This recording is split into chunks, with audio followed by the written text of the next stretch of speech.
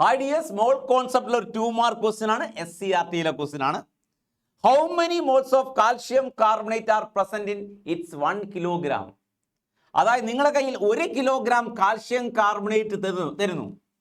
ആ 1 kilogram calcium carbonate എത്ര മോൾ ആണെന്നുള്ളതാണ് question.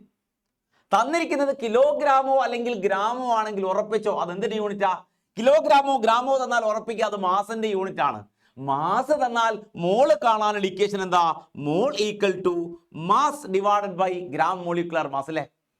മോള് കാണാനുള്ള equation mass in gram divided by gram molecular mass ആണ്. Mass in gram divided by gram molecular mass. Mass in gram എത്രയാ?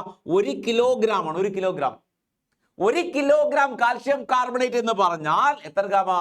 1000 gram. Ready അല്ലേ? 1000 gram. 1 kilogram പഞ്ചസാര വാങ്ങുക എന്ന് പറഞ്ഞാൽ 1000 ഗ്രാം പഞ്ചസാര വാങ്ങുക. അപ്പൊ 1 കിലോഗ്രാം എന്ന് പറഞ്ഞാൽ എത്രയാ? 1000 ഗ്രാം. അപ്പൊ മോള് കാണാനുള്ള ഇക്വേഷൻ എന്താ?